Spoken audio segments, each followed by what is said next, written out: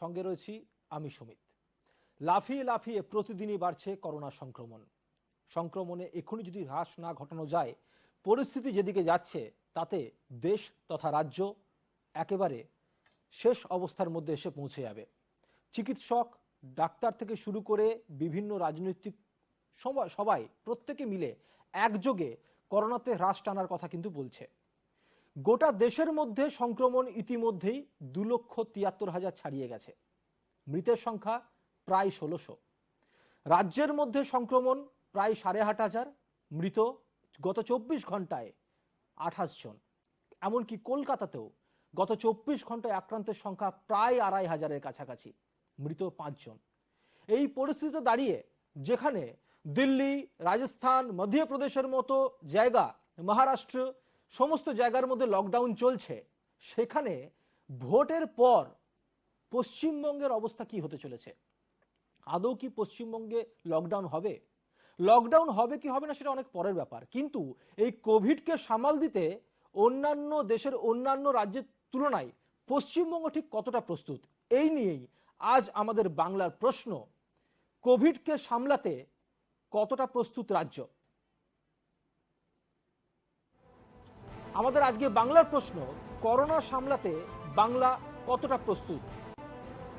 যে কথাটা আপনাদেরকে বারংবার বলছি, যেভাবে করোনা সংক্রমণ বৃদ্ধি পাচ্ছে, যেভাবে করোনা সংক্রমণ দিনের পর দিন বেড়ে চলেছে, সেক্ষেত্রে দেশের বিভিন্ন জায়গা, যেমন মহারাষ্ট্র, যেমন দিল্লি, যেমন রাজস্থান, মধ্যপ্রদেশ, এরকম বিভিন্ন জায়গায় যখন ইতিমধ্যেই লকডাউন ঘোষণা করা হয়েছে বা রাত্রিকালীন কারফিউ ঘোষণা করা হয়েছে, সেক্ষেত্রে পশ্চিমবঙ্গের মধ্যে কি অবস্থা সেটা আমার আপনার প্রত্যেকের জানা, কিন্তু পশ্চিমবঙ্গ করোনাকে সামলাতে কতটা প্রস্তুত সেই নিয়ে আজকে আমরা আলোচনা করব বাংলা প্রশ্নে। আজকে আমাদের বাংলা প্রশ্ন, করোনা সামলাতে বাংলা কতটা প্রস্তুত।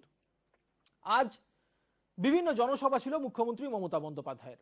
জনসভা থেকে মমতা বন্দ্যোপাধ্যায় যেটা জানিয়েছেন যে বাংলায় এখনই লকডাউন হচ্ছে না। বাংলায় এখনই লকডাউন হচ্ছে না ঠিকই, পাশাপাশি কোভিডকে সামাল দিতে 4,500 শয্যা বিশিষ্ট বেডেরও ব্যবস্থা করা হয়েছে। আজ পুরমন্ত্রী ফিরহাদ হাকিম উচ্চ পর্যায়ে একটি বৈঠক করেন আলাপন বন্দ্যোপাধ্যায় রাজ্যপালের সঙ্গেও। এই সমস্ত বৈঠক থেকে রাজ্যকে কোভিডের হাত থেকে বাঁচানোর জন্য বিভিন্ন পন্থা, বিভিন্ন রাস্তা অবলম্বন করা হয়। কিন্তু প্রথমেই আপনাদেরকে একবার দেখিয়ে রাখি যে দিল্লিতে যে লকডাউন ঘোষণা করা হলো, পূর্ণভাবে 1 সপ্তাহের যে লকডাউন ঘোষণা করা হলো, কেন ঘোষণা করা হলো আপনাদের জানিয়ে রাখি। দিল্লিতে সংক্রমণ একদিনে 25,000 ছাড়িয়ে গেছে, সেই কারণের জন্য এই সিদ্ধান্ত ঘোষণা করা হলো। আসুন দিল্লির মুখ্যমন্ত্রী অরবিন্দ কেজরিওয়াল কি বলেছেন আগে একটু শুনিয়ে দিই আপনাদেরকে। हमने टेस्ट कम नहीं किए, उल्टे कम करने की वजह हमने दिल्ली में टेस्ट कई गुने बढ़ा दिए। आज लगभग 1 लाख टेस्ट दिल्ली में डेली हो रहे हैं। पिछले 24 घंटे में दिल्ली में लगभग 23,500 केस आए हैं। उसके पिछले 24 घंटे में लगभग 25,500 केस आए थे। तो पिछले 3-4 दिन से रोज हम देख रहे हैं लगभग 25,000 के करीब केस आ रहे हैं। पॉजिटिविटी बहुत ज्यादा बढ़ गई है, संक्रमण दर बहुत ज्यादा बढ़ गई है। दिल्ली के अंदर अस्पतालों में उपलब्ध बेड्स की भारी कमी हो रही है।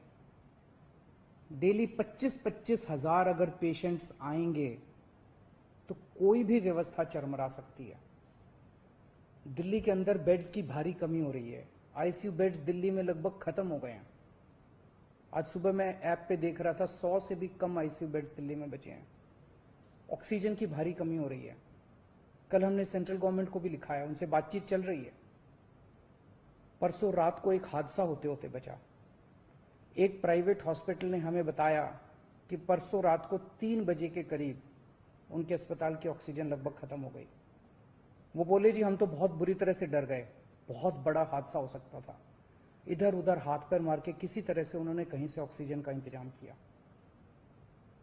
दवाइयों की कमी हो रही है, रेमडेसिविर दवाई की खासकर काफी कमी हो रही है।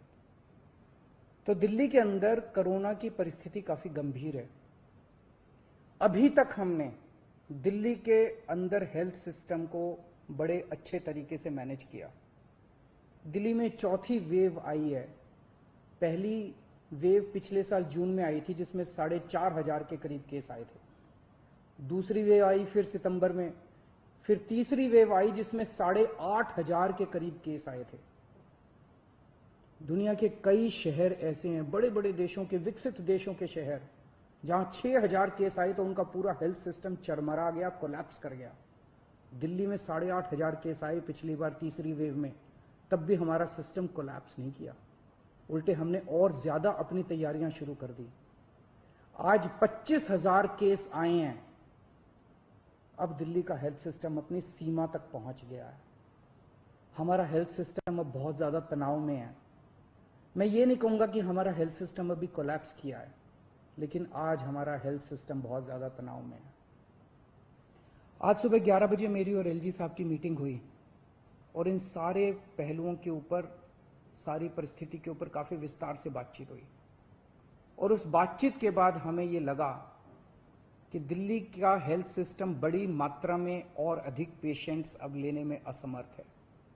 अगर हमने अभी लॉकडाउन नहीं, দিল্লিতে এক সপ্তাহে লকডাউন ঘোষণা হয়েছে, 2 সপ্তাহের লকডাউন ঘোষণা হয়েছে রাজস্থানেও, মধ্যপ্রদেশেও চলছে নৈশকালীন কারফিউ। এভাবে দেশের বিভিন্ন রাজ্য যখন একের পর এক কোভিড হানাতে জর্জরিত, সেক্ষেত্রে দাঁড়িয়ে গোটা দেশের আজকের পরিস্থিতি কি একটু আপনাদের দেখিয়ে রাখি। গোটা দেশে ইতিমধ্যেই 2,73,000 সংক্রমণ ছাড়িয়ে গেছে, মৃত্যু হয়েছে প্রায় 1600-র কাছাকাছি, আক্রান্ত 2,73,810, মৃত 1,619। গোটা দেশের কোভিড পরিস্থিতি যেটা হয়েছে, দিল্লিতে আজ রাত 10টা থেকে লকডাউন ঘোষণা, চলবে সোমবার ভোর 5টা পর্যন্ত। অরবিন্দ কেজরিওয়াল, দিল্লির মুখ্যমন্ত্রী, তিনি ঘোষণা করেছেন দিল্লিতে আজ রাত 10টা থেকে লকডাউন ঘোষণা হয়েছে, চলবে সোমবার ভোর 5টা পর্যন্ত। 20 এপ্রিল থেকে নাইট কারফিউয়ের ঘোষণা তামিলনাড়ুতে, অর্থাৎ কাল 20 এপ্রিল, কাল থেকে নাইট কারফিউয়ের ঘোষণা তামিলনাড়ুতে। সোমবার থেকে 3রা মে পর্যন্ত লকডাউন ঘোষণা রাজস্থানে। সোমবার থেকে মানে আজ থেকে 3রা মে পর্যন্ত লকডাউন ঘোষণা রাজস্থানে। রাজ্যের সমস্ত স্কুল, কলেজ ও শিক্ষা কেন্দ্রগুলি বন্ধের ঘোষণা করেছে ঝাড়খণ্ড সরকার। ঝাড়খণ্ড সরকারের তরফ থেকে সে রাজ্যের সমস্ত স্কুল, কলেজ, শিক্ষা কেন্দ্রগুলি বন্ধের ঘোষণা করা হয়েছে, বাতিল করা হয়েছে পরীক্ষাও। সংক্রমণের শীর্ষে থাকা রাজ্যগুলি থেকে আগত মানুষদের 48 ঘন্টার মধ্যে কোভিড টেস্ট রিপোর্ট বাধ্যতামূলক করা হয়েছে মহারাষ্ট্রে। যারা যে সমস্ত সংক্রমণের শীর্ষে থাকা রাজ্যগুলি যেমন রয়েছে, তার মধ্যে মধ্যপ্রদেশ, তার মধ্যে রয়েছে গুজরাট, তার মধ্যে রয়েছে গোয়া। মধ্যপ্রদেশে 30 এপ্রিল পর্যন্ত জারি থাকবে করোনা কারফিউ। মধ্যপ্রদেশ সরকারের তরফ থেকে ঘোষণা করা হয়েছে। মধ্যপ্রদেশে শিবরাজ সিং চৌহান এটা ঘোষণা করেছেন, প্রথমে 26 ছিল, তারপরে সেটা বাড়িয়ে তিনি 30 করেছেন। আক্রান্ত 2,73,810, মৃত 1,619, যেটা আপনাদেরকে দেখালাম। রাজ্য কতটা প্রস্তুত কোভিডকে সামাল দিতে, এ বিষয়ে কথা বলতে আমরা এখন সরাসরি যোগাযোগ করেছি চিকিৎসক অরিন্দম বিশ্বাসের সঙ্গে। অরিন্দম বাবু, আপনাকে স্বাগত ইন্ডিয়া নিউজ জয় বাংলাতে। যান্ত্রিক ত্রুটির কারণে অরিন্দম বাবুর সঙ্গে আমাদের যোগাযোগ বিচ্ছিন্ন হয়ে গেছে। অরিন্দম বাবু শুনতে পাচ্ছেন? পরিষ্কার শুনতে পাচ্ছি। আমাদের সঙ্গে রয়েছেন চিকিৎসক অরিন্দম বিশ্বাস। অরিন্দম বাবু, যেখানে দিল্লিতে লকডাউন ঘোষণা হয়েছে, রাজস্থানে লকডাউন ঘোষণা হয়েছে, মধ্যপ্রদেশে চলছে নাইট কারফিউ, সেই দিকে সামাল দিয়ে এই মুহূর্তে রাজ্যে ভোট গ্রহণ প্রক্রিয়া চলছে। রাজ্য কোভিডকে সামাল দেওয়ার জন্য কতটা প্রস্তুত? আজ কিন্তু ফিরহাদ হাকিমের সঙ্গে একটি উচ্চ পর্যায়ে বৈঠক হয়েছে, মুখ্যমন্ত্রী মমতা বন্দ্যোপাধ্যায় কিছু জানিয়েছেন। আপনার কি মনে হয় চিকিৎসক হিসেবে রাজ্য কোভিডকে সামাল দেওয়ার জন্য কতটা প্রস্তুত? দেখুন, রাজ্য কতটা প্রস্তুত আমি জানি না, কিন্তু আমি যে চিত্রটা দেখছি সেটা কিন্তু ভয়াবহ হতে চলেছে। হাসপাতালের, বেসরকারি হাসপাতালের কথা বলবো, কারণ আমি বেসরকারি হাসপাতালের সাথে যুক্ত আছি। সেখানে কিন্তু বেড পেতে বেগ পেতে হচ্ছে মানুষকে। বেডের অপ্রতুলতা রয়েছে। কিছু হাসপাতালে অক্সিজেনের যে কথাটা অরবিন্দ কেজরিওয়াল জি বলছিলেন, সেটা এখানেও মাঝে মাঝে ছোটখাটো জায়গায় হচ্ছে, বড় সড় ভাবে হয়নি, কিন্তু ছোটখাটো ভাবে হয়েছে। তার সাথে ওষুধের, রেমডেসিভির যে ওষুধটা, সেটা পাওয়া যাচ্ছে না। আরেকটা ওষুধ যেটা আমরা ক্যাপসুল ফর্মে দিই, ফ্যাভিপিরাভির, সেখানেও দোকানে কিন্তু পাওয়া যাচ্ছে না। এই যদি চিত্রটা হয়, সেটা কিন্তু খুব ভালো দেখছি না, ভালো ঠেকছে না। এটা যদি চলতে থাকে, রোগ মানে রোগীর সংখ্যা যদি বৃদ্ধি হয় তাহলে কিন্তু পরিস্থিতি কিন্তু যথেষ্ট মানে খারাপ এবং বিপর্যয়ের দিকে আমরা যাচ্ছি। সুতরাং সময় নষ্ট না করে মিটিং হোক, কোনো অসুবিধা নেই, কিন্তু বাস্তবায়িত হোক সবকিছু, যাতে মানুষ সেবাদানটা পায়, মানুষ বাড়িতে যদি চিকিৎসার দরকার পড়ে সেটা পায়, যদি আইসোলেশন সেন্টার গুলো হয় সেখানে পাক, আর হাসপাতালেও বেডের ব্যবস্থা থাকুক।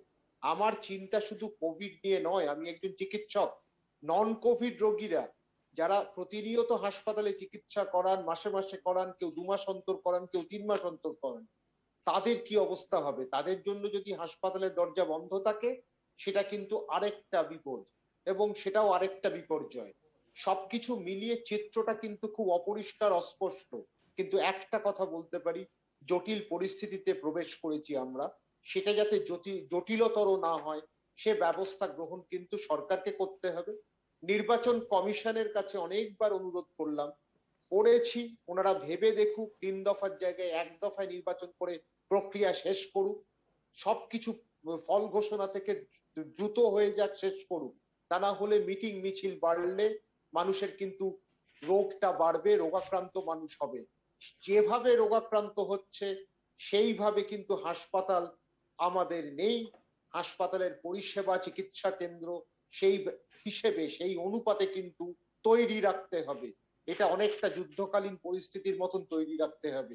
সেই ক্ষেত্রে আশা করি কেন্দ্রীয় সরকার, রাজ্য সরকারের সমন্বয় সমস্যাগুলো সমাধান হবে, আর নির্বাচন কমিশন হয়তো কোনো দ্রুত সিদ্ধান্ত নেবেন যে 1 দফায় শেষ করে দিয়ে আমরা নির্বাচন প্রক্রিয়া।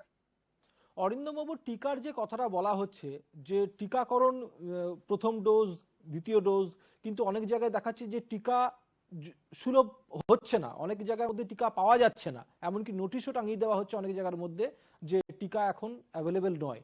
এই যে টিকার যে মানে পাওয়া যাচ্ছে না বিভিন্ন জায়গা থেকে, অথচ দেশের বাইরে টিকা চলে যাচ্ছে, এটা নিয়ে আপনার কি মতামত? যেখানে দেশের মানুষই টিকা পাচ্ছে না, সেখানে দেশ থেকে অন্য জায়গার মধ্যে টিকা পাঠানো হচ্ছে। দেখুন, এটা আমি বলবো একটা পরিকল্পনার অভাব। যারা আজকে কেদারায় বসে পরিকল্পনা করেন তারা হয়তো বাস্তবসম্মত সিদ্ধান্ত নিতে বিরত হন, কেন জানি না, কিন্তু মানুষের সমস্যাগুলো রাস্তায় নেমে বুঝতে হয়, কেদারায় বসে ঠান্ডা ঘরে বোঝা যায় না। আমার বক্তব্য স্পষ্ট, আমার দেশের মানুষ যদি ক্ষতিগ্রস্ত হয়, আমার দেশের মানুষ যদি ঠিক মতো পরিষেবা না পায়, আমি আমার দেশকে আগে শক্তিশালী করব, তারপর পার্শ্ববর্তী দেশ, মানে দূরত্ব যেখানে আছে সেই দেশগুলো তাদের পরিষেবা দেব। সেই পরিষেবা দিতে আমাদের মানুষ যদি পরিষেবা না পায় সেটা কিন্তু হতাশা ব্যঞ্জক। সেই জায়গাতে এই যে 77 দেশে ভ্যাকসিন পাঠিয়ে দেওয়া হলো, আমাদের দেশের কথা ভাবা হলো না যে ভ্যাকসিনের অপ্রতুলতা হতে পারে, আজকে মানুষের অসুবিধা হতে পারে, একটা কঠিন রোগ যেটা আমরা মোকাবিলায় নেমেছি, কাজে সর্ব জায়গায় মানুষরা আজকে স্বাস্থ্যকর্মী থেকে শুরু করে সবাই এই লিপ্ত আছেন এই কাজে। তো আমার বক্তব্য হচ্ছে সরকারের ভেবে দেখা দরকার, ভারতবর্ষের জন্য ভ্যাকসিন দরকার। আজকে কোভ্যাক্সিন ভারতবর্ষের থেকে তৈরি হয়েছে, প্রস্তুত হয়েছে, সেই প্রস্তুতকারককে আরো বেশি সময় দিয়ে ভালো করে তাদের সাহায্য করা, যাতে আরো ভ্যাকসিন তারা তৈরি করতে পারে এবং মানুষকে গিয়ে লাইনে দাঁড়িয়ে শুনতে না হয় যে আমরা আজকে আর ভ্যাকসিন দিতে পারলাম না। সেই অবস্থাটা, সেই প্রতিকূল অবস্থা যেন তৈরি না হয়। অরিন্দমবাবু, চিকিৎসক হিসেবে আপনার কি মতামত যে কেন 2020 পরিস্থিতির পর 2021-এ এইভাবে করোনা সংক্রমণ এতটা ঊর্ধ্বমুখী হয়ে গেল কয়েক মাসের মধ্যে? যেখানে আমরা দেখেছিলাম ফেব্রুয়ারি মাসে পর্যন্ত দৈনিক সংক্রমণ ছিল 179-র কাছাকাছি, সেখানে আজ রাজ্যে দৈনিক সংক্রমণ হচ্ছে প্রায় 8,500। কেন এই এত ঊর্ধ্বমুখী হলো, কি মনে হয় আপনার? প্রথম আমি বলবো মানুষের মধ্যে সচেতনতার বৃদ্ধি হয়েছে, মানুষ এগিয়ে এসছে পরীক্ষা করানোর, আগ্রহটা দেখিয়েছে। গত বছর মানুষ বাড়ির ভেতর ঢুকেছিল, সামনে আসেনি, কারণ কিছু কিছু ক্ষেত্রে মানুষ একটা সোশ্যাল স্টিগমা বলুন, মানুষকে একটা অপমান বোধ, সবকিছু মিলিয়ে কুণ্ঠা বোধ, সবকিছু মিলিয়ে মানুষ সামনে আসেনি। এখন জনসাধারণ সামনে এসে সাহস করে বলছে হ্যাঁ পরীক্ষাটা করাবো। ডাক্তারের কথা শুনেই পরের দিন সে চলে যাচ্ছে বিভিন্ন কেন্দ্রগুলো যেখানে পরীক্ষা করা হয়। 1 নম্বর, সংখ্যা বৃদ্ধি হয়েছে। চিহ্নিত হয়েছে দ্রুত। তার সাথে হচ্ছে কয়েকটা ধাপে কয়েকটা ঘটনা। একটা হচ্ছে প্রতিষেধক এলো, প্রতিষেধকের সাথে ধারণা যে প্রতিষেধক সম্বন্ধে, সেই ধারণা, ভ্রান্ত ধারণা মানুষের মধ্যে চলে গেল। এই ভ্রান্ত ধারণাটা বোধহয় একটু সরকারকে উদ্যোগ নেওয়া উচিত ছিল ওই সময়। সব সরকারকেই বলবো, পুরো দেশের সরকারকে বলবো, যে একটু মানুষের ভুল বোঝাবুঝিটা যেন না হয়, সেই জায়গাটা পরিষ্কার একটা বক্তব্য রাখবে। কারণ প্রতিষেধক কাজ করতে 6 মাসও লাগে, 9 মাসও লাগে, চিকিৎসকরা প্রতিনিয়ত বলে এসেছে। কিন্তু মানুষের একটা শ্রেণীর মানুষের ধারণা হলো প্রতিষেধক নেওয়া মানে পরের দিন থেকে আমি কোভিড মুক্ত হয়ে গেলাম। বাংলা কিন্তু কোভিড মুক্ত হয়নি, ভারতবর্ষ কিন্তু কোভিড মুক্ত কখনোই হয়নি। সেই যে ছোটখাটো কিছু কোভিড থেকে গেল, তার থেকে একটা বাড়লো। তৃতীয়ত হচ্ছে আমরা পরিকাঠামোর যে পরিবর্তন হচ্ছিল জানুয়ারি ফেব্রুয়ারি মাস থেকে, ফেব্রুয়ারি মাসে কিন্তু মহারাষ্ট্র সরকার সেটা বলেছিল যে নতুন ধরনের মিউটেশন হচ্ছে, যেটাকে ডাবল মিউটেন্ট বলে পরিভাষায় বলা হয়, মেডিকেল পরিভাষায়। সেই ডাবল মিউটেন্ট গুলো কিন্তু আস্তে আস্তে রোগ বৃদ্ধি আবার করবে। সেখানে কিন্তু অনেক বৈজ্ঞানিক সেই বিষয়টা কিন্তু খুব গুরুত্ব দিয়ে ভাবলো না। তারা ভাবলো এটা কোভিডেরই মতন, এরকম মাস্ক পরলে, কিন্তু এইটা ভুলে গেল তাদের কিন্তু চরিত্র একটু অন্যরকম। তারা কিন্তু পুরো অ্যান্টিবডি ইভেশন বলে, পালিয়ে যাচ্ছে, সরে যাচ্ছে অ্যান্টিবডি থেকে, সেই কায়দা তারা জানে। আর দ্বিতীয়টা হচ্ছে সংক্রমিত করতে পারবে। দুটো ভাইরাসই কিন্তু, দুটো মিউটেশন যেটা ডাবল মিউটেন্ট, সেই দুটোই কিন্তু ভয়ানক হতে পারে। আর মানুষের মৃত্যু হয়তো না হলে সংক্রমিত হচ্ছে। সংক্রমিত হলে কিন্তু কোনো যাদের আনুষঙ্গিক রোগ আছে, প্রতিরোধ করার ক্ষম, তাদের কিন্তু মৃত্যু ঘটতে পারে। সেটা কিন্তু আমরা প্রমাণ পাচ্ছি। এই জায়গায় বুঝতে গেলে এই তিনটে কারণ ছিল যে কারণে এই সংক্রমণটা হলো। আমরা কিন্তু অনেকটা উদাসীন হয়ে গেছিলাম, আমরা কিন্তু স্বমহিমায় চলে গেছিলাম নিজের জায়গায়, নিজের আনন্দ উদযাপন করতে। তখন আমরা একটুও ভাবিনি যে আরো কয়েক মাস যদি আমরা একটু ধৈর্য ধরি, তাহলে হয়তো পৃথিবী থেকে করোনাকে মুক্ত করা সম্ভব। যদি পৃথিবী থেকেও না হয়, ভারতবর্ষ থেকে করোনা মুক্ত হওয়া সম্ভব। এইটা যদি একটু ধৈর্যটা ধরতাম, হয়তো এই পরিস্থিতি হতো না। সেটা সারা দেশের কথা বলছি।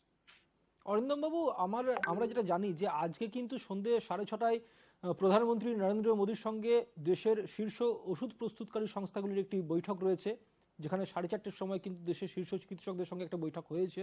আজকে পুরমন্ত্রী ফিরহাদ হাকিমের সঙ্গে বৈঠক ছিল শীর্ষ কিছু নেতৃবৃন্দের, সেখানেও কিছু ঘোষণা করা হয়েছে। মমতা বন্দ্যোপাধ্যায় নিজে জানিয়েছেন যে 4,500 শয্যা বিশিষ্ট বেড বাড়ানো হবে এবং বিভিন্ন সেফ হোম তৈরি করা হবে, যেখানে 100টি হাসপাতাল করোনার জন্য তৈরি রয়েছে, বেসরকারি আরো 58টি হাসপাতাল নেওয়া হয়েছে। এই যে সামগ্রিক ব্যবস্থা, এটা কি করোনার জন্য যথাযথ বলে আপনার মনে হয়? 4,500 বেডে খুব বেশি লাভবান হবে না, মানে মন্দের ভালো বলবো। তার সাথে প্রস্তুত কারক আর প্রধানমন্ত্রীর যে বৈঠকটা, সেটা আমি গুরুত্ব দেব। একটা আশা করব, আপনি যদি রেমডেসিভিরের দামের একটা ব্যবধান দেখেন, 800 থেকে 3,500, দামটা কমলো ঠিক কথা। এই যে এত ব্যবধান কি করে হয়?